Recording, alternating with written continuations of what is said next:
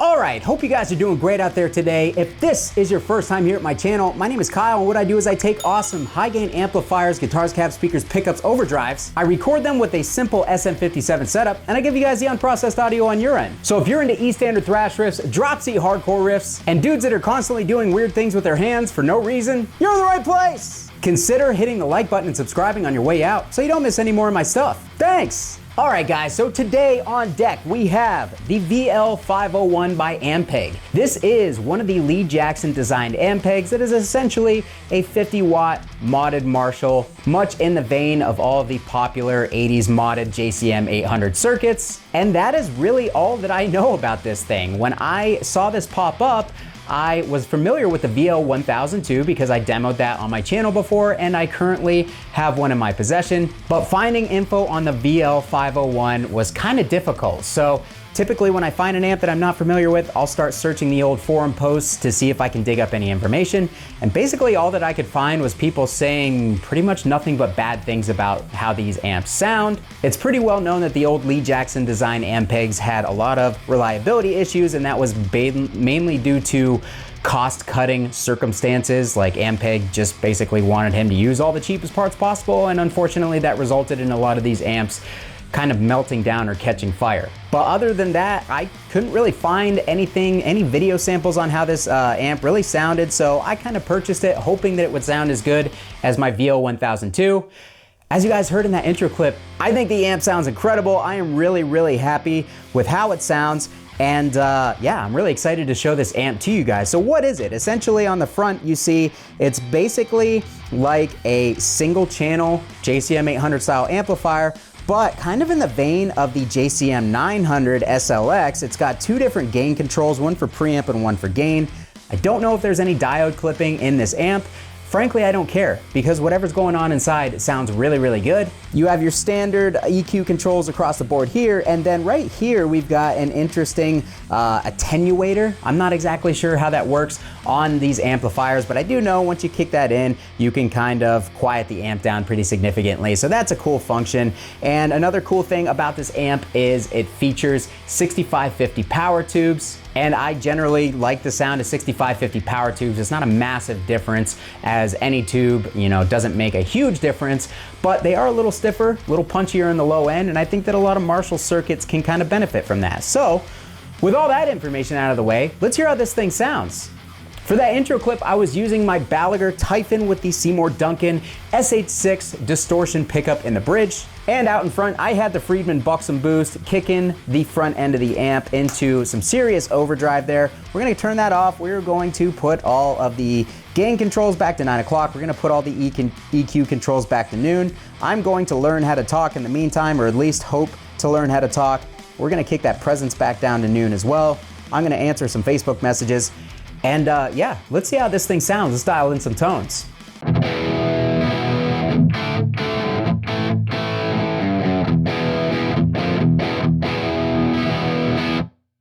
right, so like that, it definitely has kind of that Marshall general thing going on. Marshalls have kind of a congested mid-range, and until you start kind of pushing the high-end frequencies, and that really seems to open them up. I'm gonna go ahead, I'm gonna push that presence, and I'm gonna push that mid-range up a little bit just to start.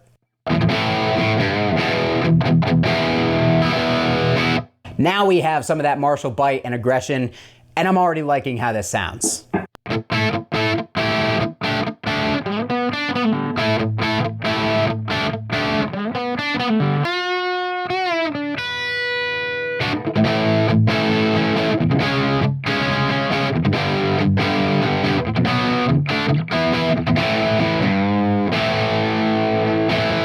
All right, so overall, it definitely has that JCM 800 thing going on with the gains low. Before I really jump into any of the tones in general, I'm gonna show you how the two preamp or the two gain controls affect the amp differently, because they do have a significant difference in how they affect the overall gain and saturation of the amp. So we're gonna start with the preamp control.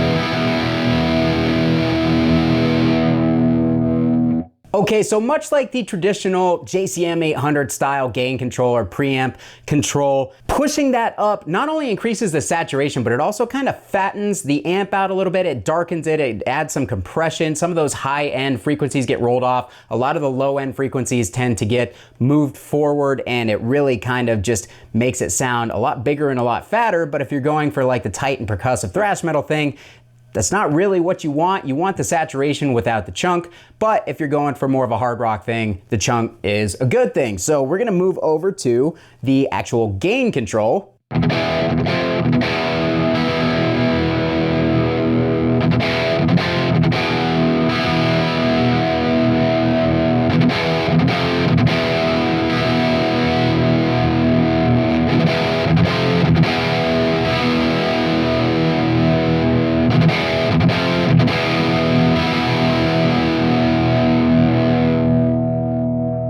So the gain control kind of just ups the saturation without really affecting much of the other frequencies of the amp. I'm gonna assume it's got some sort of diode clipping in it, but if I'm wrong, let me know down in the comments, guys, because I really honestly don't know much about this amp. All I can say is you're gonna wanna balance out the two to get the intended tone that you're going for, but this amp with the two built-in gain controls has pretty much all the gain that you could need. This thing will get really, really high gain. So we already got our little dad rock riff out of the way. Why don't we go ahead and start pushing the gain on this thing and see what it can really do in the high gain territory. I'm gonna go ahead and I'm gonna bump both the preamp and the regular gain up to 11 o'clock.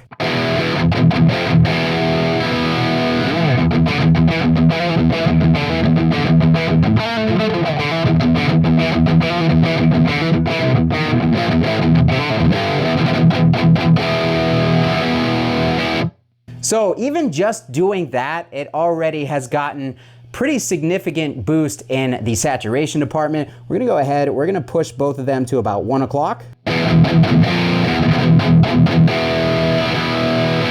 The amp has filled out a little bit, but we are missing some top end frequencies. It's kind of rolling that top end off a little bit. So let's bump that presence up.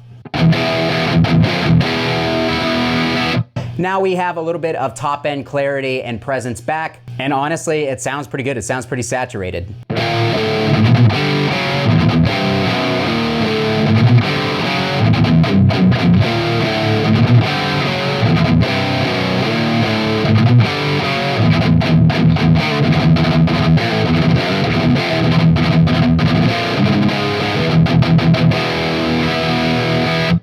All right, so it's a little bit on the congested side, in my opinion. The mid control on this amp also seems to make a big difference. This amp is very mid forward, especially when you start pushing the power section, the mids really come forward. I don't really have the ability to push the power section super hard at the moment, but just know that we're about loud enough to play in a band situation, so we are already pretty loud. If you push it any harder, the mids really open up on the power section. But with that being said, I'm gonna push up this preamp gain a little bit more.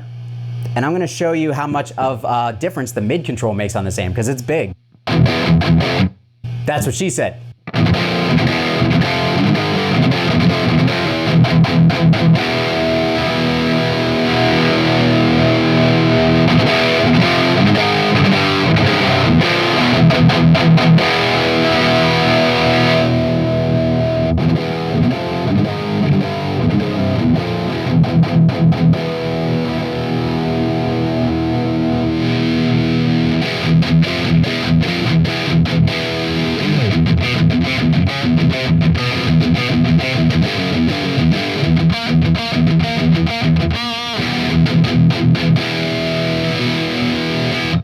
So you see that mid control on this amp has a lot of control over the EQ.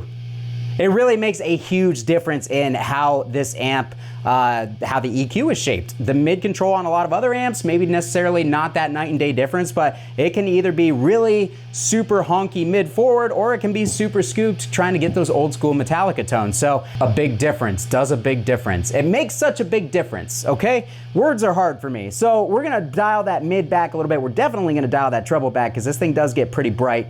Let's start pushing that preamp gain pretty much to the max. We're gonna leave, or I'm sorry, the gain. We're gonna leave the preamp gain at 1 o'clock here.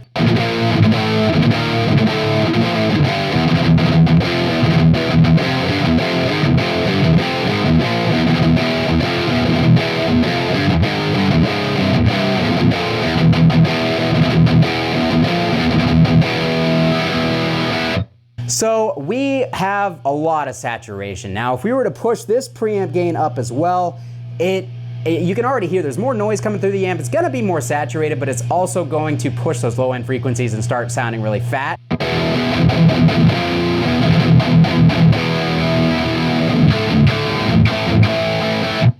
But man, that is super saturated for no overdrive or boost going into the front of this thing. We're gonna pump that mid up just a little bit to kind of open it up a little.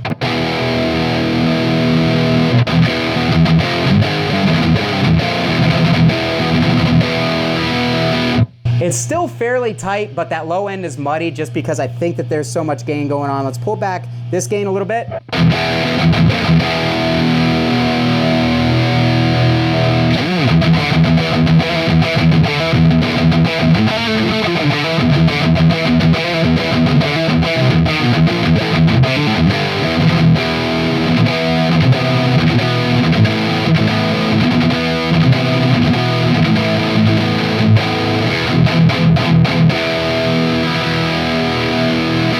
I'm gonna play one more riff without an overdrive in front. I'm gonna tune down to drop D and play kind of like a chunkier riff, and then we will kick on an overdrive and I'll show you how tight this amp can really get.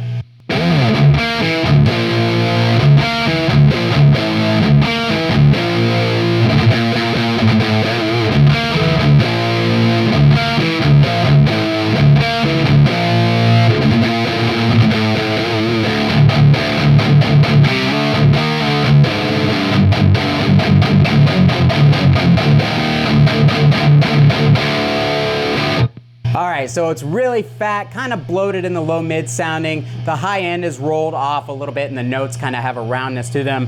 What happens when we kick in something like, say, a Boss SD1?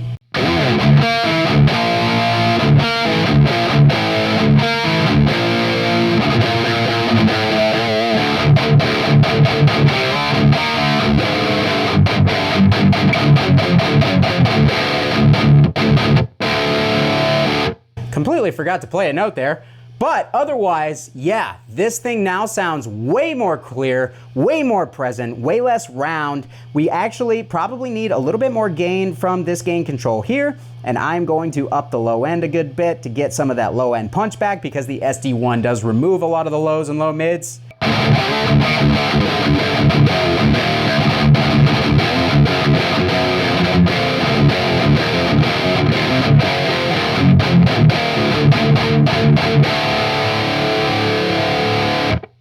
I am a huge fan of how that sounds. That is an awesome modded Marshall tone. Seriously, this thing sounds really, really good. I'm really impressed. Let's try a different boost real quick. Let's try the MXR M77.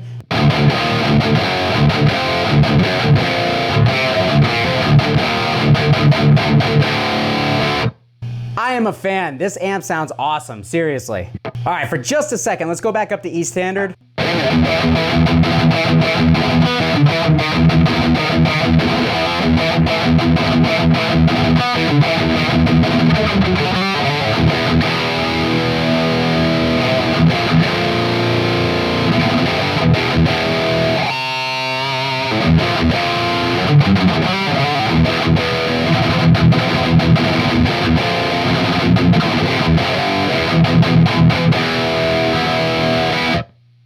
Awesome, just awesome. I really love how this is sounding right now.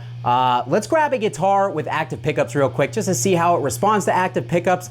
All right guys, so I have my LTD EC400 here. This has the Fishman Fluence Classic pickups in it, so these are essentially kind of like a hot PAF. They are not the moderns. We have an Alnico magnet in the bridge. Let's hear how this amp sounds with actives.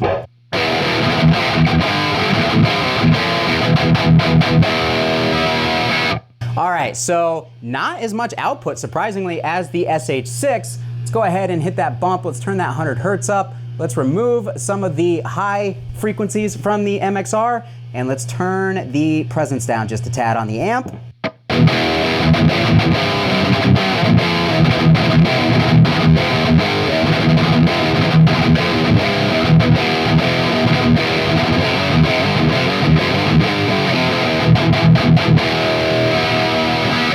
So let's try the Friedman Buxom Boost because that's what I used at the beginning of this video and I actually thought it sounded really good. Oh, that does a great job of kind of evening things out. Let's pull the treble back a little bit. Let's add a little bit of mid and let's pull that tight back just a tad.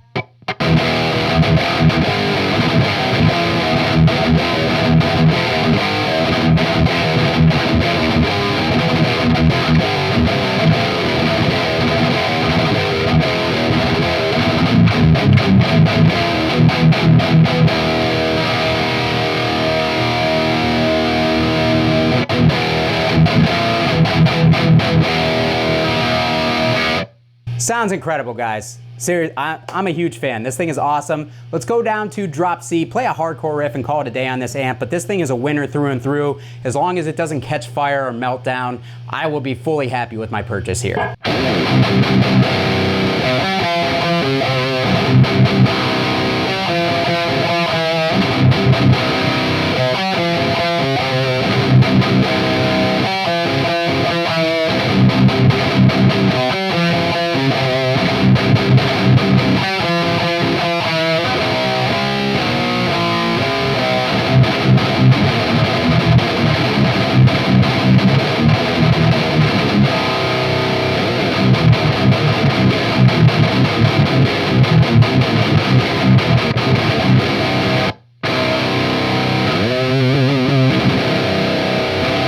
Alright guys, that is going to do it for me today. Obviously, you know my opinions on this Ampeg VL501. What did you guys think? What did you hear on your end, through the microphone, through your speakers? Does it sound as good recorded as I think that it sounds here in the room? Do you have experience with this amp? Have you played it? Do you know anything about its backstory? Whatever it is, guys, leave it down in the comments and I'll be sure to meet you guys to chat about it. Thanks so much for watching my video today. If you liked it, consider hitting the like button as it helps me out and subscribing on your way out so you don't miss any more cool videos like this. And if you want to support what it is that I do here, down in the description of this video are all my support links, including my Sweetwater affiliate link. Click that link, get yourself something nice from Sweetwater. Costs you nothing extra and it greatly helps me out. I really appreciate it. Or you can add your name to this list of incredible people by joining my Patreon community and supporting the channel that way. I'll love you forever, whether you want me to or not. Thanks so much for watching, guys. Kyle here again. We'll see you next time.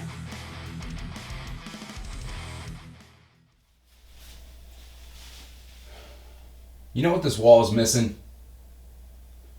Another amp.